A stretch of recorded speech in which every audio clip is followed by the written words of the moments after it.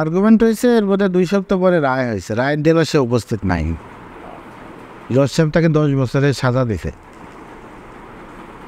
কারাদণ্ড। তো সে তো আইনের চোখে পলাতক, তাই না? এখন আইনের চোখে পলাতক হলে পরে সে গ্রেপ্তার হয়েছে, ইতিমধ্যে 2-3 মাস পার হয়ে গেছে। আপিল করতে হয় 30 দিনের মধ্যে।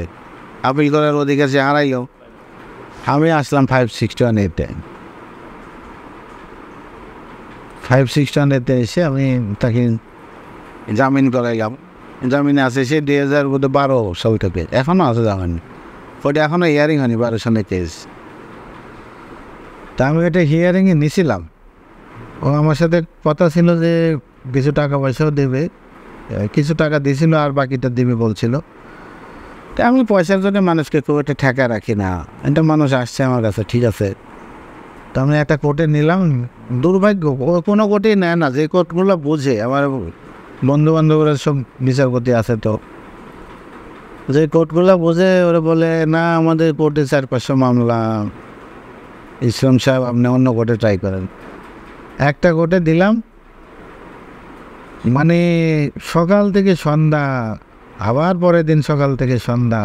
তো উনি বড় জজ সাহেব দেখলো যে অবস্থা তো খারাপ, আমাকে একটু সেভ করার জন্যে বললো যে এখন থাক, এটা তো ছুটি, আমি যখন লন্ডন যাই তার আগ দিয়ে আর কি ছুটি আসতেছে। তো শামসুল ইসলাম সাহেব, এটা আপনার মামলা কিছু জটিলতা আছে, আপনার আর্গুমেন্ট সবই শুনলাম, অনেক দিন শুনছে। মানে ওই কোর্টে আমি হিয়ারিং করতে গেলে অন্য উকিল সাহেবরা বসে থেকে বিরক্ত হইতো, বলছি বাইরে এত কি হিয়ারিং করছেন, ওকে একটু বুঝাইতে পারতেছে না। তো যত রকম আইন এর মধ্যে আছে আমি সবই দেখাইছি।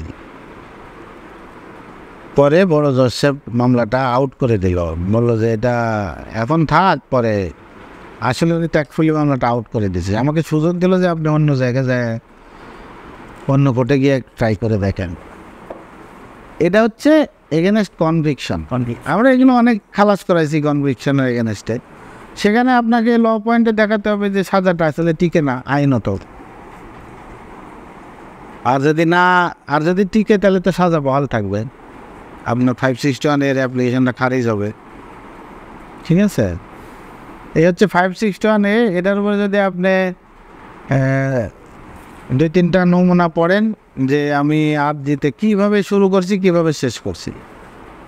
অর্ডারের এগেনস্টে মূলত খুব রেয়ার ওকেশনে হয়, কিন্তু প্রসিডিংয়ের এগেনস্টে সবচেয়ে বেশি হয়, আর সাজার এগেনস্টে কিছু হয়।